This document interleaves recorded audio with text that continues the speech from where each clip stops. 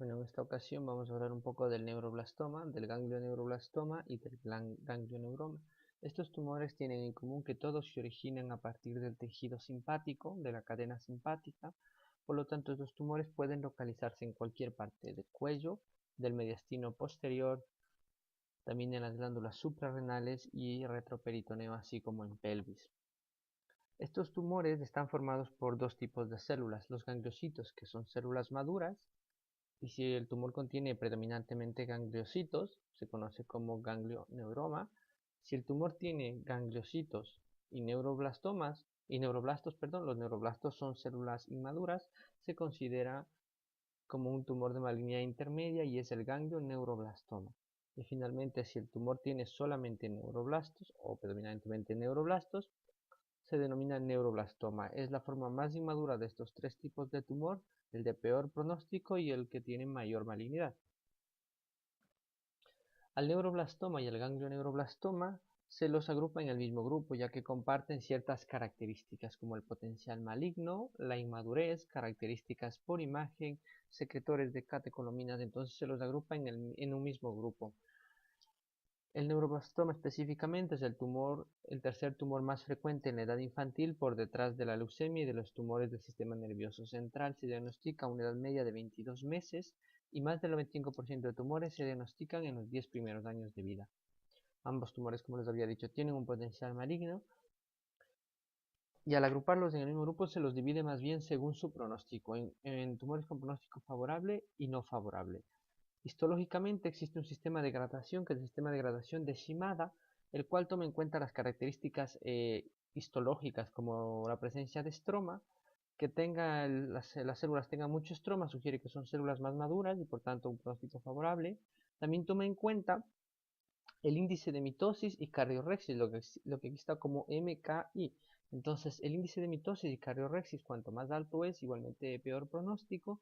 También toma en cuenta la edad, y si combinamos todos estos parámetros, podemos tener múltiples combinaciones. Pero en general, si el paciente tiene menos de 1,5 años con un grado bajo o intermedio de mitosis y cardiorrexis y son bien diferenciados, se consideran de buen pronóstico o de pronóstico favorable. Y los que tienen entre 1,5 y 5 años y tienen un bajo grado de mitosis y cardiorrexis, también se consideran de pronóstico favorable. Todas las demás combinaciones posibles se consideran de pronóstico desfavorable. El estadiaje, bueno, aquí tenemos el cuadro del estadiaje. En general, para resumir todo esto y no hablarles del cuadro, se considera que está en estadio 1 si es que es un tumor totalmente resecable, sin metástasis y sin una afectación ganglionar.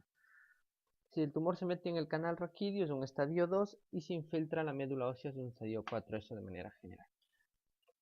También se valora el comportamiento biológico, como la presencia de catecolaminas. El 95% de neuroblastomas y ganglioneuroblastomas secretan catecolaminas. Las catecolaminas secretadas son el ácido vanilimandálico, que es un precursor de la dopamina y está sobre todo en células más inmaduras, y el ácido homovanílico, que está en células más maduras y es el precursor de la epinefrina. Si nosotros hacemos un índice utilizando estos dos parámetros, es decir, dividiendo el ácido vanilmandélico para el ácido homovanílico y tenemos un radio mayor a 1, se considera igual un factor pronóstico desfavorable. Además, otros factores genéticos como la presencia del protoncogen MIC-N y la presencia de amplificación, es decir, que haya más de 10 réplicas de este protoncogen, también se considera de pronóstico desfavorable. Entonces, si nosotros combinamos todos estos, es decir, combinando los criterios de Shimada, los factores pronósticos relacionados con las catecolaminas, factores genéticos y el estadiaje, podemos clasificar a los pacientes en grupo de bajo riesgo, de riesgo intermedio y de alto riesgo. Y según cada grupo van a recibir un tratamiento específico.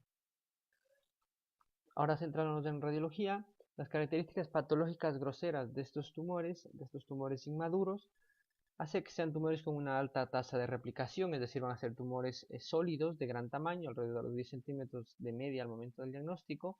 Al tener una tasa de replicación alta, tienen mucha tendencia a la necrosis, a la hemorragia y es frecuente las calcificaciones. De hecho, el 30% de neuroblastomas presentan calcificaciones groseras. Otra característica es que pueden ser infiltrativos, infiltrar órganos adyacentes, eh, también pueden infiltrar la vascularización adyacente, comprimir la arteria renal, dando una hipertensión arterial. y en otras condiciones pueden tener un aspecto menos infiltrativo y mostrar una pseudocápsula.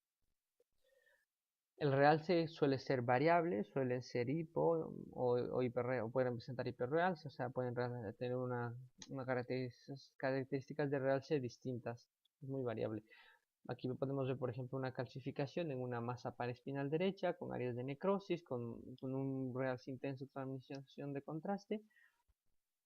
Y aquí vemos en esta imagen igualmente calcificaciones groseras, vemos cómo está erosionando las costillas. Otra característica de estos tumores es que suelen erosionar las costillas y aumentar el espacio intercostal.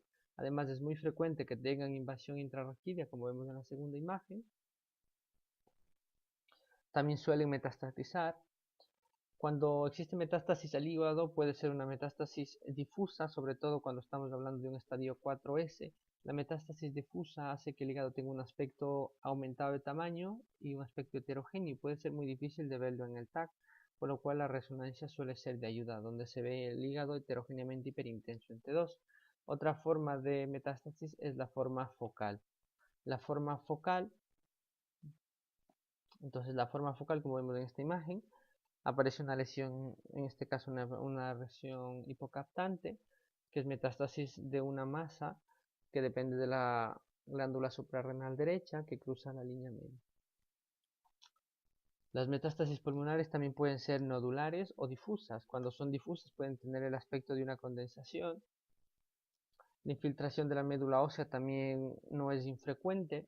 Cuando está infiltrada la médula ósea es de mucha ayuda la resonancia magnética, donde vamos a ver una sustitución de la médula ósea normal, y esto aparece como áreas hipointensas en T1, como vemos en esta zona, e hiperintensas en T2. Las metástasis óseas también son frecuentes. Al momento del diagnóstico, 2/3 de los pacientes presentan metástasis óseas y la técnica estándar o el gol estándar para su detección es la cintigrafía con Technetium 99. En este ejemplo estamos viendo áreas de hipercaptación en el fémur distal, tibia proximal y distal. El pronóstico depende del grupo de riesgo. Cuando son niños de bajo riesgo o riesgo intermedio tienen relativamente buen pronóstico, mientras que cuando están en el grupo de alto riesgo tienen mal pronóstico, con tasas de supervivencia de hasta el 15%. Otras condiciones, podemos en algunos casos ver neuroblastomas congénitos, los cuales a su vez se dividen en neonatales, si se producen en los primeros 28 días de vida, o fetales si se diagnostican durante el desarrollo gestacional. La supervivencia en ambos casos es del 90% y tienen un pronóstico excelente. También existen casos descritos en la literatura de regresión y maduración del neuroblastoma y del ganglioneuroblastoma. Esto se cree que es debido a que los neuroblastos tienen una apoptosis programada. Entonces, al degenerarse los neuroblastos, estos tumores se convierten en tumores con predominio de células maduras, es decir, tumores que contienen gangliocitos, por lo tanto se transforman en ganglioneuromas. Esto ocurre espontáneamente en el 1 a 2% de casos. El ganglioneuroma es un tumor benigno, maduro, que se puede originar de nuevo o se puede originar a partir de la maduración que les acabo de describir del ganglioneuroblastoma y neuroblastoma. Una vez que estos tumores han sido tratados con quimioterapia, pueden degenerar, o bueno, más bien pueden madurar a un ganglioneuroma. Estos ganglioneuromas, a pesar de ser benignos, secretan catecolaminas, por lo cual no se los puede diferenciar de los tumores inmaduros. Además, si bien por imagen suelen tener calcificaciones más bien finas, ser un poco más homogéneos, también pueden presentar áreas de necrosis, áreas de sangrado, pueden también ser discretamente infiltrativos, pueden infiltrar el canal raquídeo, es decir, por imagen, el ganglioneuroma no puede diferenciarse de los tumores inmaduros. Hablar un poco de la resonancia magnética, que no les he puesto muchas imágenes de resonancia magnética. La resonancia magnética tiene sobre todo utilidad para valorar el canal raquídeo, para valorar la organodependencia, ya que en algunos casos los tumores pueden infiltrar el riñón, en cuyo caso se pueden confundir con los nefroblastomas. Además, la resonancia magnética es útil para valorar la infiltración de la médula ósea y también tiene su utilidad para el diagnóstico diferencial de una infiltración difusa del hígado. Entonces, estas serían más o menos las indicaciones de la resonancia magnética.